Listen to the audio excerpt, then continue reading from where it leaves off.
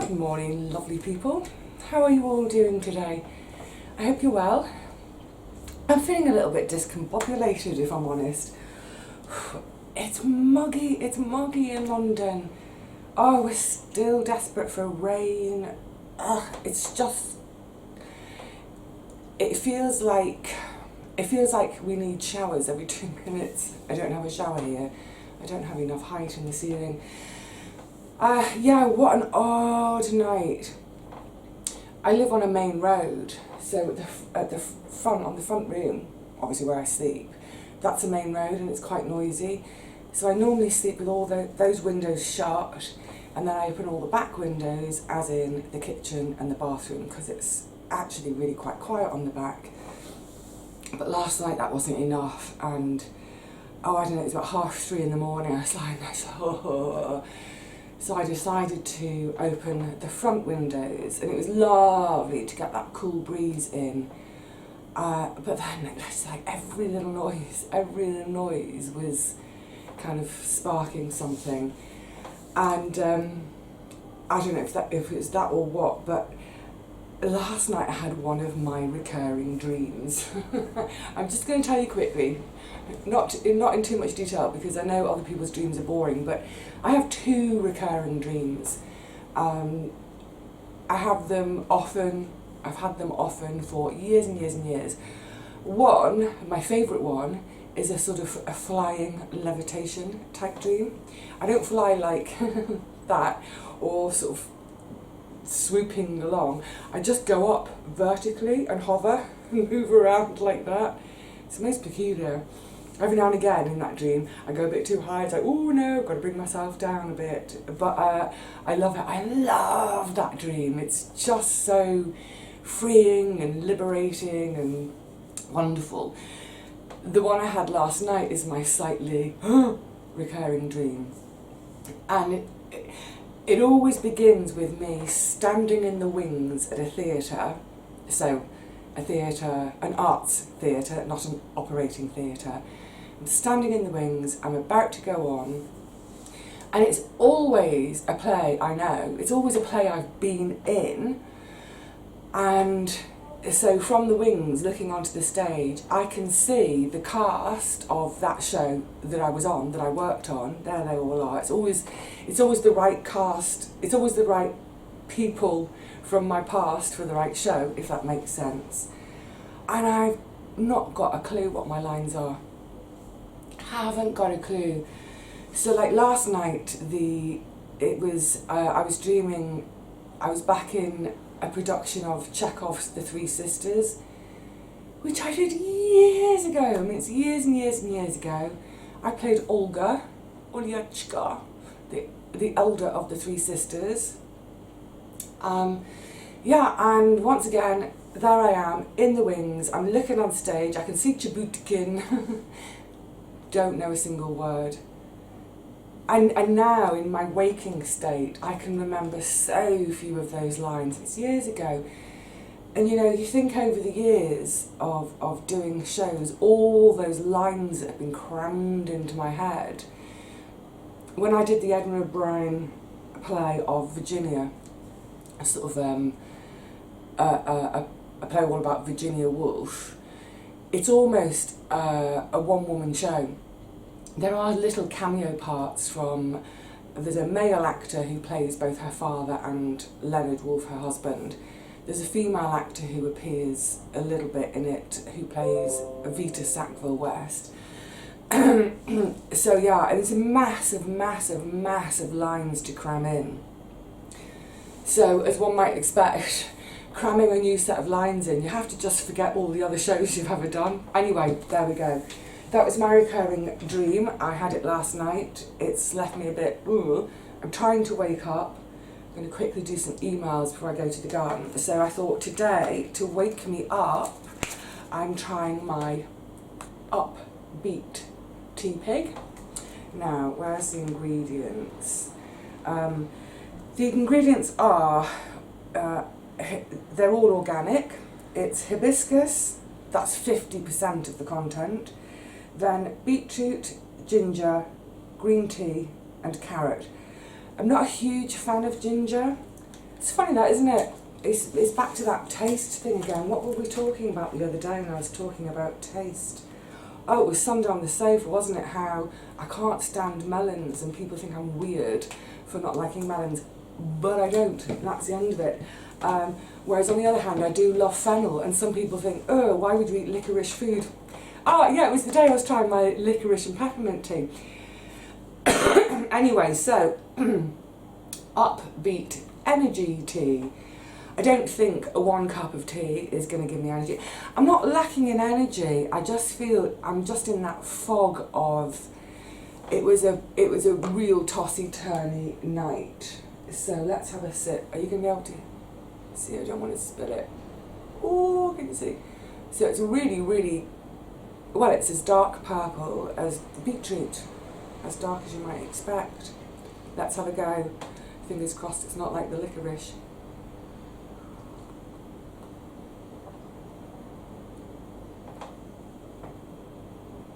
I can taste the ginger.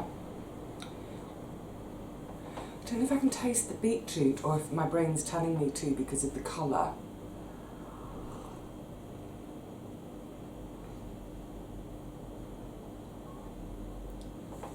It doesn't really have much of a taste. It's not unpleasant. It's not it's not the licorice and peppermint. Excuse me. It's not unpleasant. It's not. It's like so many of these things when you've got something. Oh, I don't want to spill it. Such a rich colour, you kind of expect much more pack of flavour. Well, there we go. It's not disgusting. It's not. I wouldn't go and buy a full-size box of this. This is what's great about that gift that Cara sent with all these sort of sample sizes. So each of these little boxes has 2 in it. And then she also sent me a box, the normal large size box of peppermint, which had 15 in it. I'm coming to the conclusion over the years, though, that I like my straight up herbals, and I think all these, you know, blends they're trying to come up with and give them canny little names. You see, Up Beet, it's got beetroot in it. Yeah, you know, I wouldn't be going out and buying it, but I'm appreciative of it as a gift.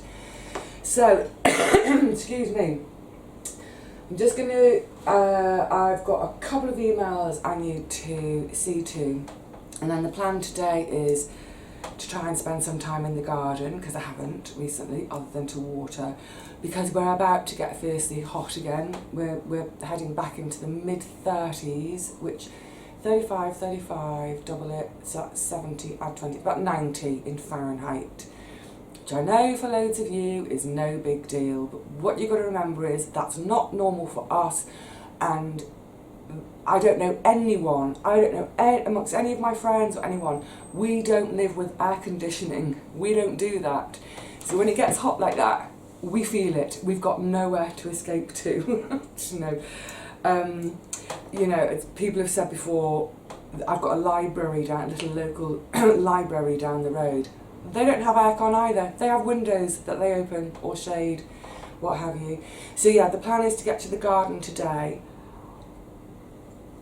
before that heat comes back. That's really odd. Oh, I just tasted the carrot. The carrot came through then, just that little bit of sweetness. So, I'm digressing for a second, but when I used to work at the bookshop in South Kensington, I used to take the train up to Victoria, so anyone who knows London will know what I'm talking about, and I would walk from Victoria all the way up to South Kensington. To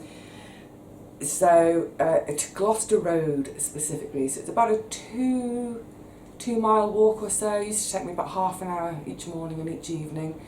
And on my way, there was a fresh juicing joint that I used to go to, and it's just reminding me of, that's why I've just stopped in my tracks, because it's boom memory of carrot and orange and ginger was one of the juices I used to get.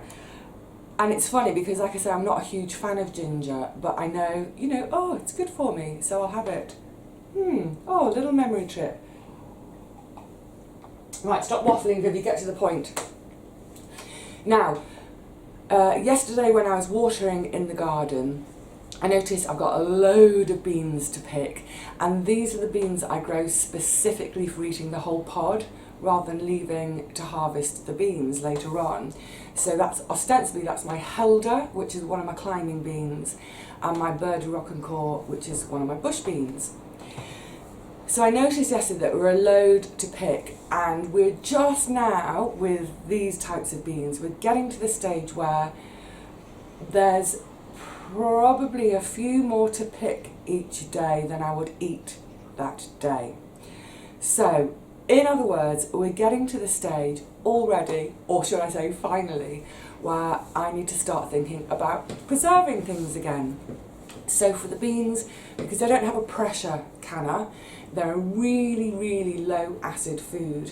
So in order to preserve them, one would either, in a bottle, you would either be adding a load of vinegar, pickling them, that acid will preserve them, or if you're wanting to do them in water, or salted water, whatever, you would really have to use the pressure canner. So, very simply, I don't do either, I freeze them. And because of, oh sorry, that's making me kind of do a slight weird hiccupy burpy thing. Anyway, so last night I had a quick look in my freezers because I'm a bit slack on this year. I don't know, this year's gone so wonky, and I think the garden taking me more time than ever to get ready. You know, I basically full-time gardened in May and June. It's really thrown everything else off, because by now what I would have done, I've got 3 freezers, you're sitting next to them. They're all about anywhere between half empty and a third empty.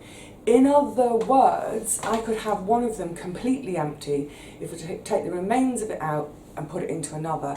And it's what I normally do each year.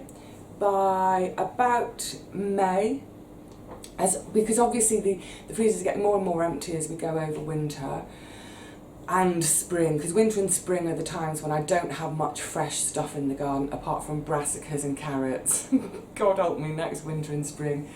And I haven't done that this year, which is really remiss, because I like every year to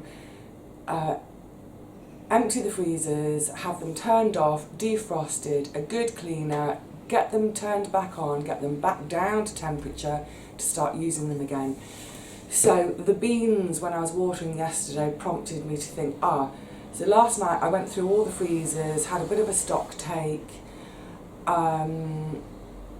Some things are pretty much non-existent now. Peppers, I think I've got one little portion of peppers left. I've still got quite a lot of tomatoes left, that's great. And about half a freezer full of beans, which might sound like a lot after winter, but don't forget I've added to that this year already with all the broad beans. So, yeah, it's good to have had a stock take, because now I can think, actually I've got a glut of, so for instance I've got quite a lot of tomatoes left, I've got a ton coming in the garden, so now I can really start to, shush computer, I can really start to gobble up the tomatoes I've got in the freezer, which is great because, one of my favourites, just a really simple tomato soup. But that uses up quite a lot of tomatoes because that's the main ingredient. So yeah, I can start to use up what's left. Certainly today, one of my jobs that I'll do this evening is, for instance, in freezer number 3, that is only a third of that's in use at the moment. Get everything out, put it into freezer number 2. Freezer number 3 can be turned off, defrosted, blah, blah, blah. Then next week, whatever's in freezer number 2 can come into freezer number 3. Freezer number 2 can be turned off. You see where I'm going, don't you? And then freezer number 1. Brilliant. So, in order to have beans to put in my freezer, whichever one. Number 1 freezer is my bean freezer. In order to have beans to put in there, I need to go to the garden and pick them. So, on that note, I'm going to say, cheers! I'm going to finish my tea, finish a couple of emails, and get myself skedaddling off to the garden before this heat comes to wipe us out again. So, see you soon. Probably the next time you see me will be in the garden. Until then, look after yourselves, please, and each other, and your gardens, and your freezers, and everything, all those bits and pieces in your life, and the people. Bye for now.